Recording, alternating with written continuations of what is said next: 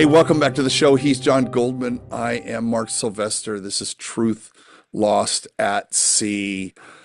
John, I wanted to talk about the waters, right? This piece is based on the waters, and the tagline, people go to the website, they'll see navigating truth as the waters rise. So that's kind of doing double work, right? It's literal and it's metaphorical at the same time. Why don't you walk us through that? Well, I really think that I needed to take my work out of the computer and out of the studio. Mm, This is why I said in the last episode about Robert Smithson, whose basic concept was that the studio or the gallery was an artificial environment, just as a museum is.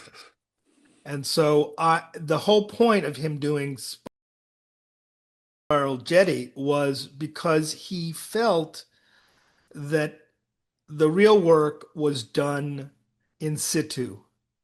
And and so I took great impression from that. And as an environmental artist, which is what I was trained as, right. I really felt moved by his sense of time, the glacial time. Mm, Okay, and that's very powerful. And he does it also in a water environment. But I think when he did it, he would not never have thought that the water would have disappeared, which is where we are now. right. So I'm not saying it's prophetic, but if you're, the myth of Cassandra is that Cassandra can tell the future, but nobody will believe her, which is extremely frustrating and extremely powerful as a metaphorical um, position that has, basically the environmental movement completely in its message. And so for me, uh, I really believed that the water that surrounds me where I live, and for many people where civilizations started, happens on rivers. Mm, And those rivers mm, transfer, whether it's the Hudson River in the early days before it was the Hudson River, it was the Lenape and it was the Algonquin that were using it to transport goods, to grow corn, and to transfer that corn up and down the river, and to find ways to be able to transport culture, all the different aspects of mm, life. And, over the last 100 years, the waters have risen significantly because of our industrial output and because of how we've basically used carbon in a way that will provide us with energy and keep us warm and run our factories. But we have a really bad record of looking downstream when we make our plans. We don't really think about the outcomes of the long term. And this is certainly the case, let's say, with Louisiana, where my family is from, where the oil industry really thought in a different way that, hey, we're powering the world. That's a good thing, but not understanding that through the course of time, uh, the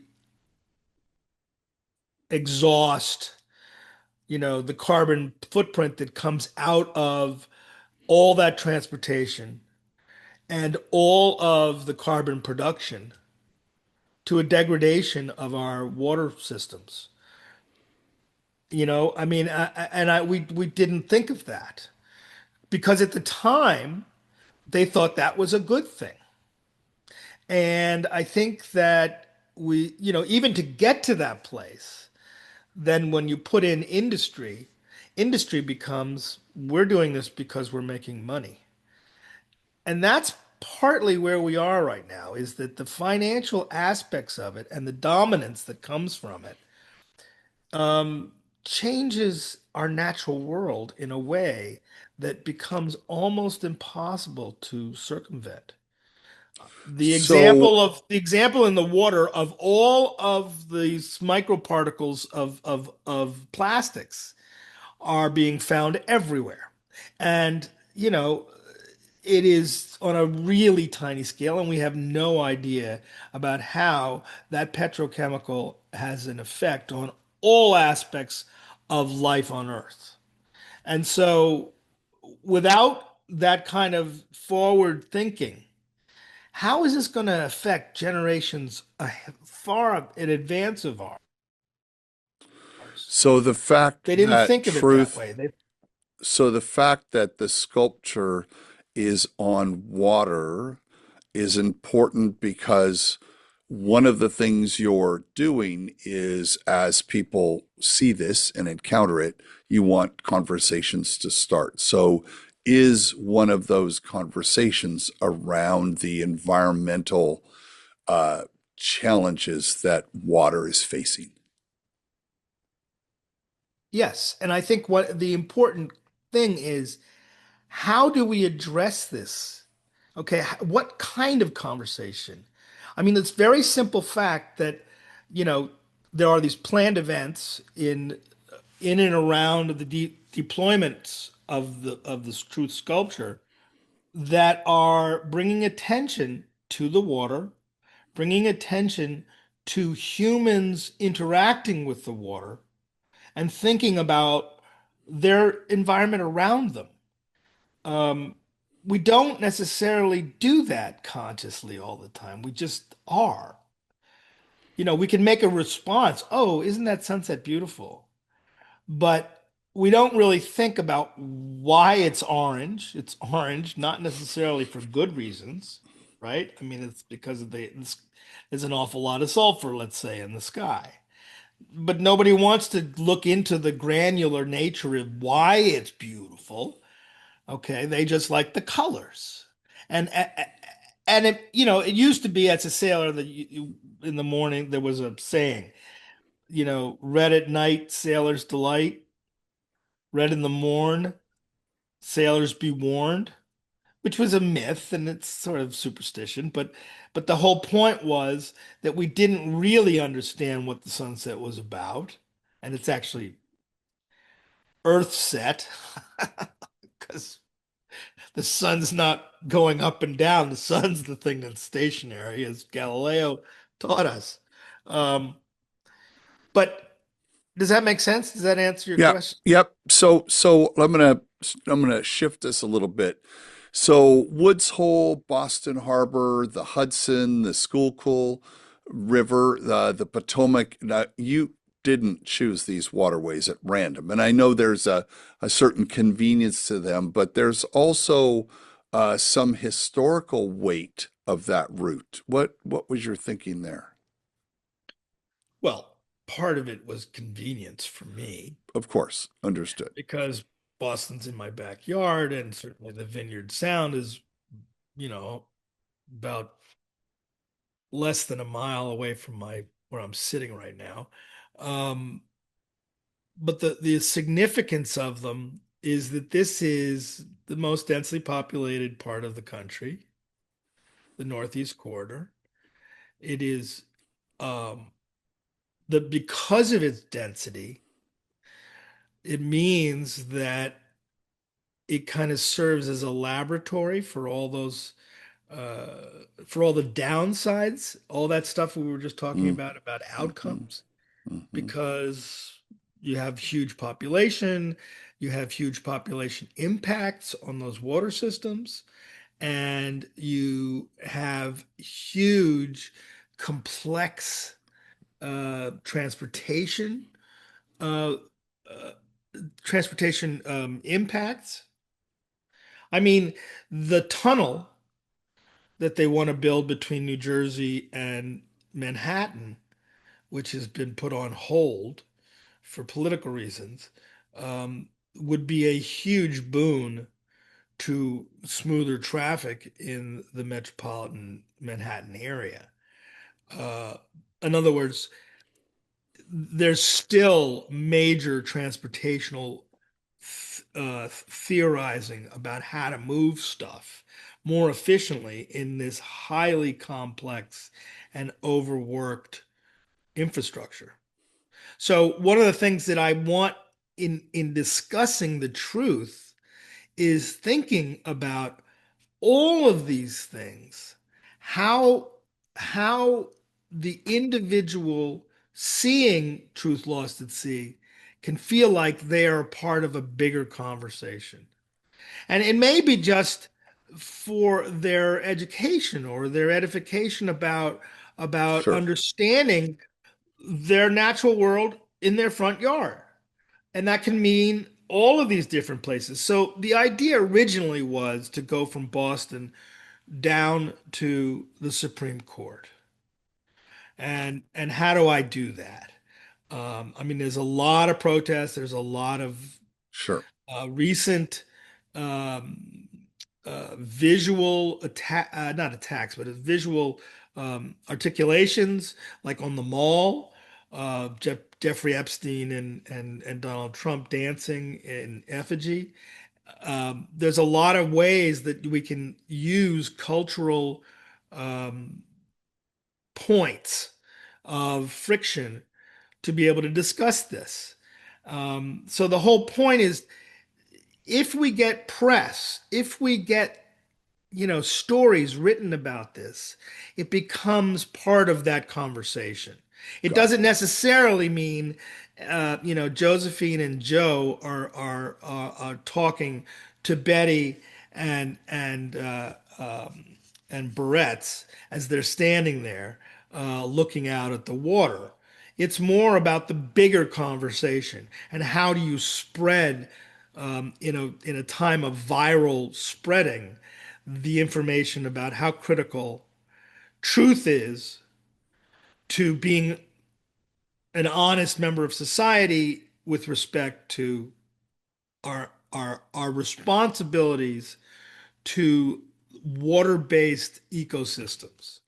So let's stay on that for a second. So these same waters carried revolutionaries, they carried immigrants, they carry commerce, they carry ideas. Now they're carrying truth. So what does it mean to put this word on water specifically versus a highway or versus a building? You've done things on buildings before. Well, don't forget, like we, it's also communication. We put we put huge trunks of cable that go across oceans. They go across rivers. There's power that goes across the rivers. There's a lot of different stuff. I'm not sure if I answered that question because I got onto another tack. Let's and try Yep, this one again. yep. So these waters carried revolutionaries and immigrants and commerce and ideas. I mean, I love, as you were saying earlier, like it starts in the mountains and comes all the way down to the sea. So I get that. That's a great visual. Now they're carrying truth. So what did it mean? You made a choice to specifically put truth on water rather than on a highway. I mean, you could have gone Route Well, I think it's both. 66. It's both. In fact, I think originally I said this is an artwork for highways and waterways Oh, because originally people were misconstruing it, thinking that I'm going to take this, as a sailor, I'm going to take this thing all the way down on the water, and I'm not.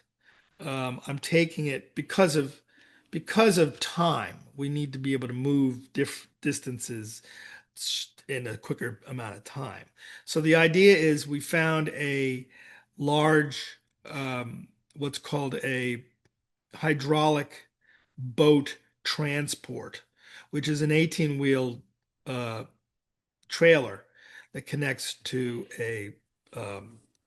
to a cab, and it is pulled between the ports that it gets launched. Okay, so it's not all on the water. And I Right. think that So, there's something about making a statement. I mean, if you could imagine seeing a an 18 wheeler with a oh, 12-foot truth oh on my the back of gosh. it going Oh, down the yeah. highway, it's like, Yeah. whoa. Yeah. Yeah. Okay, either That's going that's to be two something. things. That's either two things. One, it's evangelical, which it is not. Okay. We're trying to Right. wrest that I away. understand. I If you understand. if you go below the Manson Nixon line, um, The and Manson licks well, Nix. Mason Dixon line, but I call it the Manson Nixon line.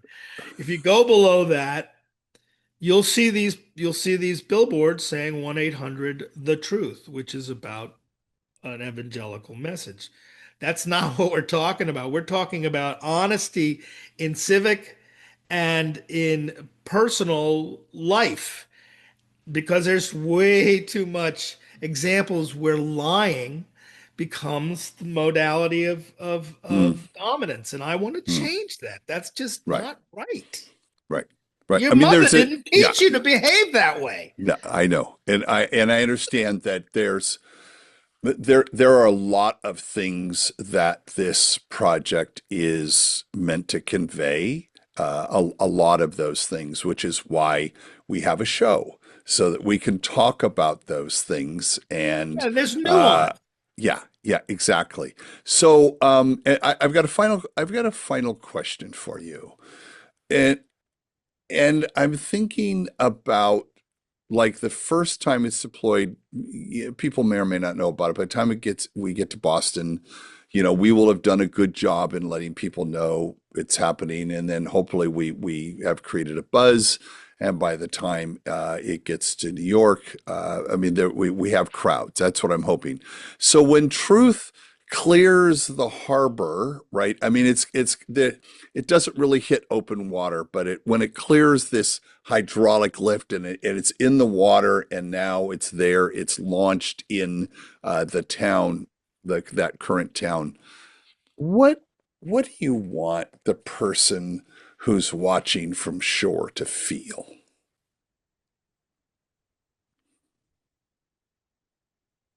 I want them to think that this gigantic word, which is riddled with holes,